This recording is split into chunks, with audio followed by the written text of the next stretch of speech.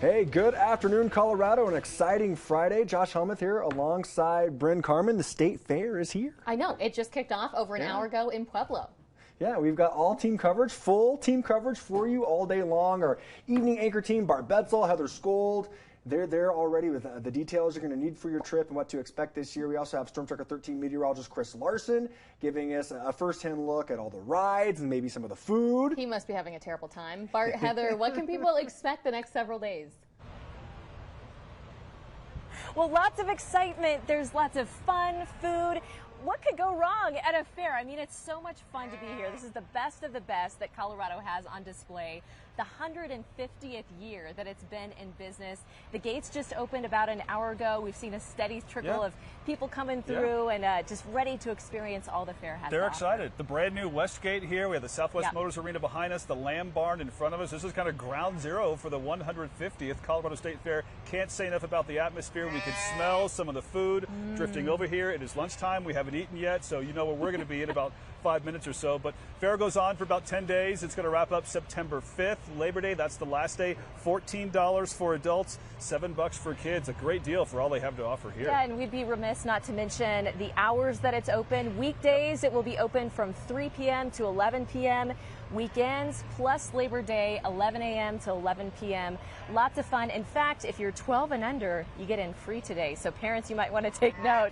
Bring your kids on down. CSU Pueblo Kids Day today. Now, today's the official first day of the fair for folks like us, but there's been a number of people that have been here the last few days bringing in their animals. They've been showing for about the last 2 nights or so. Let's bring in Alyssa Geckler here, and she is with Wonder Woman, the real star of the show here. Alyssa's from Kit Carson. She's one of the 4-H students competing this year. Thank you for being with us. Talk about what brought you to the State Fair. You've been here before. Why do you keep coming back?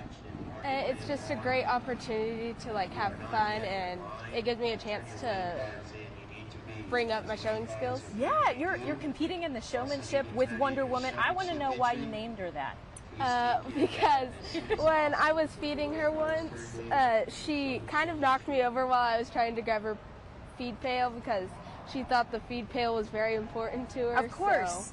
That sounds like something I would do. Anyway, no Alyssa. No shortage of work that goes into raising an animal. You've been working at this for probably a good 6 months or so. How much time and effort does it take to raise an animal like this? It takes a lot. It's from early mornings to late nights. And you don't get a day off either. No, you do not. Yeah, the sheep have to eat. Yeah. Oh my goodness. So when do you compete, Alyssa? So tonight at 5 o'clock I compete with Showmanship with her, and then tomorrow from 8 a.m.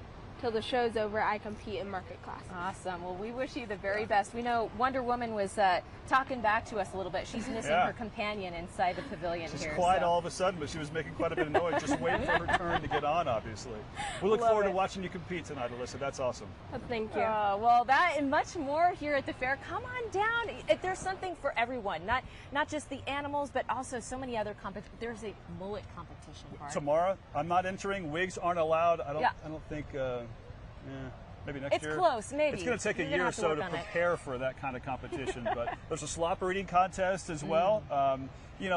There's big acts, there's TI performances. You're going to draw a lot of people in, but I really can't emphasize enough just the overall atmosphere. Just being here is fun. Even if you don't see one of the big acts, come support the kids who are part of the programs here.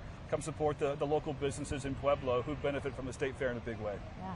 Back to you guys. Well, I tell you what, TI's cool, but he had me at mullet. Right. And not only that, if that was Wonder Woman, she was a little camera shy. I can't wait to see Thor.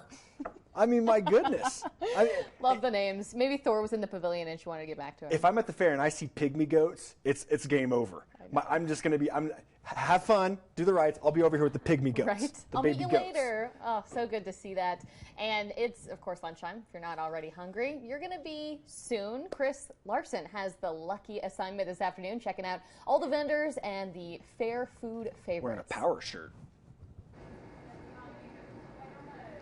Yeah, guys, and we're at a new location right now. This is called Fuel and Iron. They also have a physical location in downtown Pueblo. You guys know Quati in Colorado Springs. This is the same kind of concept, a food hall with multiple vendors, and I'm joined by Mo Montgomery. She's one of the chefs. How you doing today? Doing great. We're really excited for the fairs this year.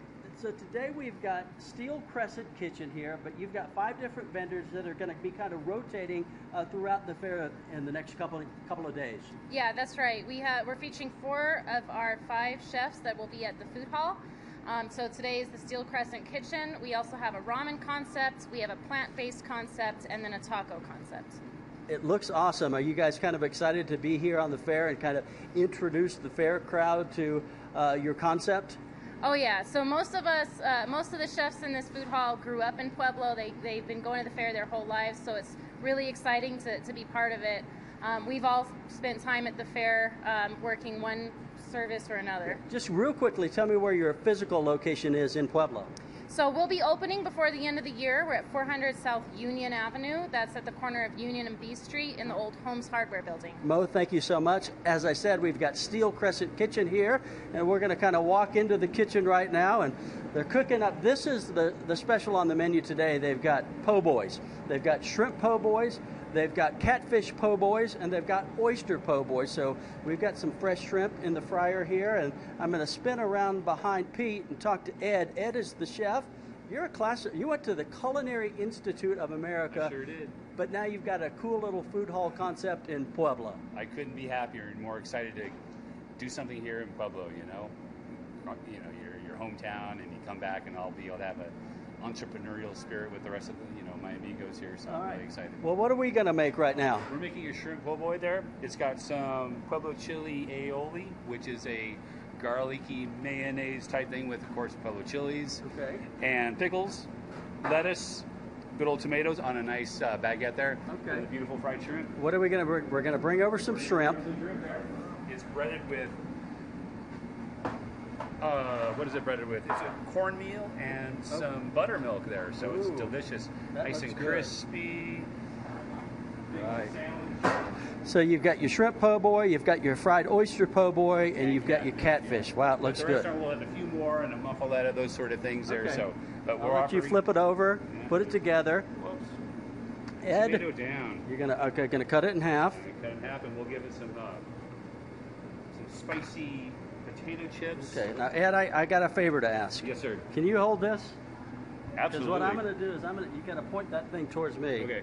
And then I'm going to be wrapping up here in just a second. yeah. And Get I'm in going to there. toss it back to Josh. It's kind of a And messy Brent, sandwich. You but- gotta, it's like Guy Fieri. You got to Oh, hunch yeah, it. You yeah. gotta, Elbows. You got to have your elbows. What's the verdict? Mm-hmm. Is it delicious? Okay. Ed, that's a good po' boy. All right. Thank you. I feel like a rich man eating a po' boy. Look at that big that's bite. the idea, right? Yeah. I hope, Chris, I hope it took you to Flavortown, my friend. back to- Flavortown, USA is now at the State Fair in Pueblo. A little bit jealous. I feel like with a po' boy, it's all about the sauce. You gotta have some awesome sauce. Sauce. Yeah, the sauce. You know what's gotta have great? that Basque accent, sauce. Down in Pueblo for right now, Mary, the temperatures are pretty comfortable. I know we're going to be dodging some storms, Family affair. Not bad though. but yeah. it could be incredibly hot. So the first day, off to a nice start for them. Yes, absolutely. My